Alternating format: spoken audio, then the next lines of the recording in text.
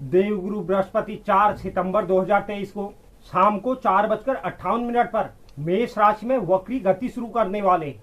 इसके बाद यह 31 दिन तक वक्री अवस्था में ही रहेंगे। देवगुरु बृहस्पति का मेष राशि में वक्री होना हमारी 12 राशियों पर क्या प्रभाव डालेगा, आज की वीडियो में हम प्रथम की 6 राशियों के बारे में, जिसमें मेष, वृष, मिथुन, कर्क, सिंह, कन्या, इन 6 राशियों के बारे में हम आज की वीडियो में चर्चा करेंगे। बाकी बची हुई 6 राशियों के बारे में हम कल की वीडियो में चर्चा करने वाले हैं। तो आप वीडियो के अंत तक मेरे साथ बने रहें और जो नए व्यूअर्स चैनल पे हैं, चैनल को आप जरूर सब्सक्राइब करें, साथ ही साथ बेल नोटिफिकेशन भी ऑन कर लीजिए, जिससे चैनल पर अपलोड होने वाली हर एक वीडियो का नोटिफिकेशन आपके पास सबसे पहले पहुंचे। और आप वीडियो को लाइक और शेयर भी जरूर करें। तो चलिए शुरुआत करते हैं और सर्वप्रथम बात करते हैं मेष राशि। मेष राशि के लिए देवगुरु बृहस्पति 9वें भाव और 12वें भाव के स्वामी होते हैं। इस वक्री अवस्था के दौरान देवगुरु बृहस्पति आपके लग्न भाव पर वक्री होंगे। यहाँ पर बैठे हुए देवगुरु बृहस्पति की दृष्टियां आपके पंचम भाव, सप्तम भाव और 9वें भाव पर रहेंगी। यह वक्री अवस्था आपको भाग्य का प्रबल साथ दिलाएगी। आपके बहुत सारे कार्य भाग्य की वजह से बनने लगेंगे। संतान पक्ष से आपको कोई शुभ समाचार प्राप्त हो सकता है। दाम्पत्य जीवन में भी मधुरता बनेगी। प्रेम जीवन में शुभ परिणाम प्राप्त होंगे। प्रेमी जातक अपने रिश्ते को विवाह में बदल सकते हैं। हालांकि देवगुरु बृहस्पति के वक्री होने के कारण आपको उलझने महसूस हो सकती हैं।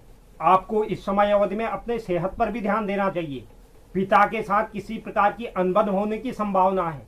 अगर आपके पिता किसी पुरानी बीमारी से पीड़ित थे और वह ठीक हो चुकी थी, तो वह बीमारी दोबारा लौटकर आ सकती है। इस समय अवधि में आपका बेवजह धन खर्च होने वाला है। इस दौरान में आप किसी धार्मिक यात्रा की योजना बना सकते हैं। इस वक्री अवस्था को शुभ करने के लिए भगवान विष्णु की नित्य आराधना कीजिए। बात करते हैं वृषभ राशि की। वृषभ राशि के लिए देवगुरु बृहस्पति अष्टम भाव और एकादश भाव के स्वामी होते हैं। इस वक्री अवस्था के दौरान व्यय और हानि के 12वें भाव पर देवगुरु बृहस्पति वक्री अवस्था में होंगे।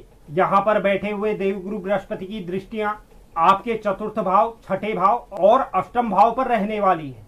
यह समय अवधि आपके लिए थोड़ी मुश्किल भरी हो सकती है, क्योंकि देवगुरु बृहस्पति वृषभ राशि के अधिपति शुक्र के साथ शत्रुता का व्यवहार रखते हैं।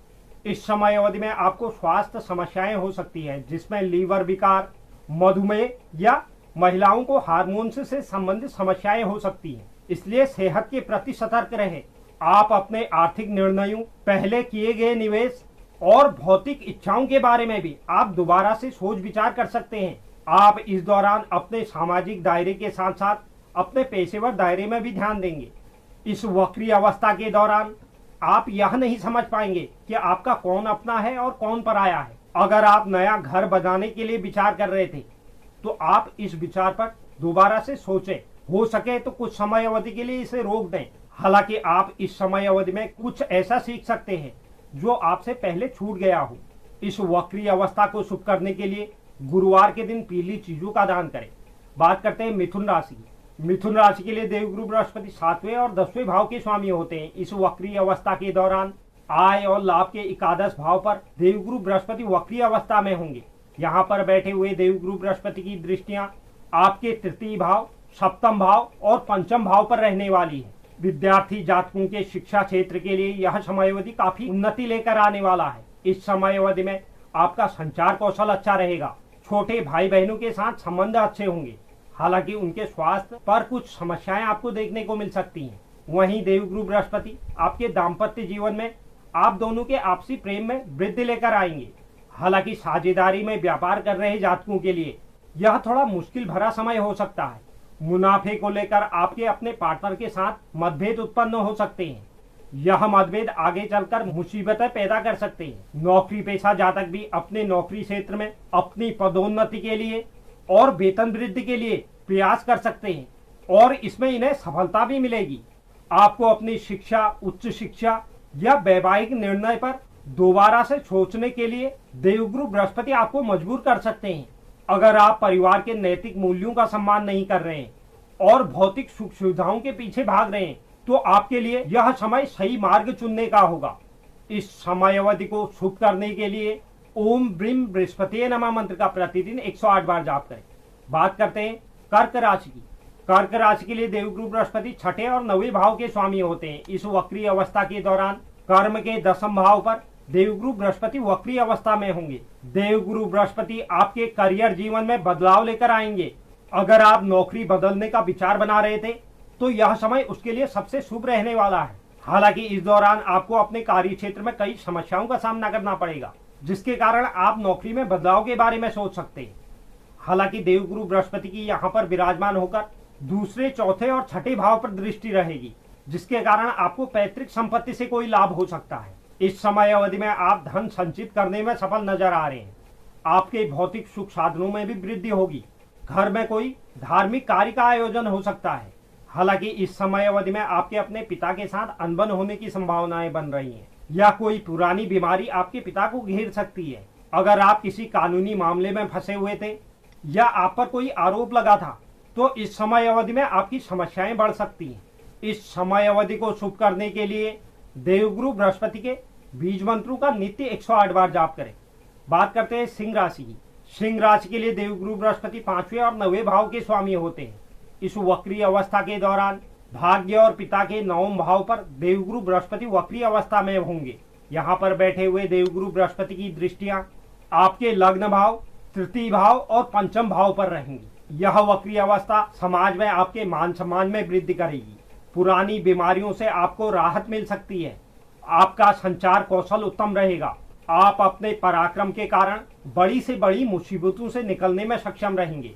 संतान पक्ष से आपको कोई शुभ समाचार प्राप्त हो सकता है। हालांकि पिता के स्वास्थ्य के लिए यह समय उत्तम नहीं कहा जा सकता। आपका और उनका किसी बात पर मतभेद हो सकता है। अगर आप संतान प्राप्ति की इच्छा रखते हैं और आपके संतान प्राप्ति में कोई बाधा आ रही थी जिसका आपको पता नहीं चल रहा था, इस समय अवधि के दौरान देवगुरु बृहस्पति की वक्री अवस्था आपको यह मालूम करवा देगी कि यह समस्या किस वजह से आ रही है। प्रेम संबंधों में जो लोग गंभीर हैं उनके लिए यह समय अवधि अत्यधिक शुभ रहेगी। वह लोग अपने रिश्ते को विवाह में बदल सकते हैं। सिंह राशि के छात्रों को अपनी शिक्षा और इससे जुड़े निर्णयों के बारे में पुनर्विचार करने का मौका मिलने वाला है। रहस्य विज्ञान से जुड़े हुए जातकों के लिए यह समय अवधि अति उत्तम रहने वाली है।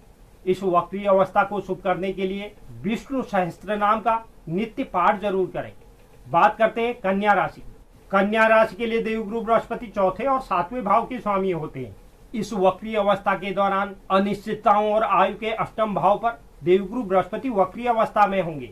यह वक्री अवस्था आपको अपने निजी जीवन में, पारिवारिक खुशियों में और वैवाहिक जीवन में कुछ परेशानियां उत्पन्न कर सकती है। इसलिए इन क्षेत्रों में आपको विशेष रूप से ध्यान देना चाहिए।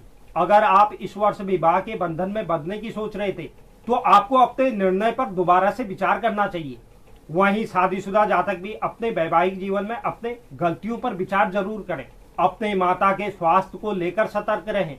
किसी भी प्रकार के वाद विवाद से बचें। अगर आप घर खरीदने की या उसे बनवाने की सोच रहे थे तो आपको कुछ समय अवधि इंतजार करना होगा। इस समय अवधि में आपके मन में असुरक्षा की भावना उत्पन्न हो सकती है। पार्टनर के साथ मिलकर किया गया निवेश आपके मन में एक शंका उत्पन्न कर सकता है, लेकिन आप घबराएं नहीं, आपको धीरे धीरे लाभ जरूर होगा। ससुराल पक्ष के प्रति भी आपकी जिम्मेदारियां बढ़ने वाली हैं। देवगुरु बृहस्पति यहाँ पर विराजमान होकर अपनी दृष्टियां आपके द्वितीय, चतुर्थ और 12वें भाव पर रखने वाले हैं। इस समय अवधि में पैतृक संपत्ति से आपको कोई लाभ हो सकता है। घर परिवार में कोई धार्मिक कार्य आयोजित हो सकता है। धर्म कर्म के कार्यों पर या किसी प्रकार की यात्रा में आपका धन व्यय होगा। इस वक्री अवस्था को शुभ करने के लिए ओम ग्राम ग्रीम ग्रौम सह गुरुवे नमः मंत्र का प्रतिदिन 108 बार जाप करें। तो यह था देवगुरु बृहस्पति का मेष राशि में वक्री होना, जिससे हमारी प्रथम की 6 राशियां इस प्रकार प्रभावित होंगी। उम्मीद करता हूं यह जानकारी आपको पसंद आई होगी। जो भी दर्शक चैनल पर नए हैं, चैनल को आप जरूर सब्सक्राइब करें। साथ ही साथ बेल नोटिफिकेशन भी ऑन कर लीजिए, जिससे चैनल पर अपलोड होने वाली हर एक वीडियो का नोटिफिकेशन आपके पास सबसे पहले पहुंचे। और आप वीडियो को लाइक और शेयर भी जरूर करें। धन्यवाद।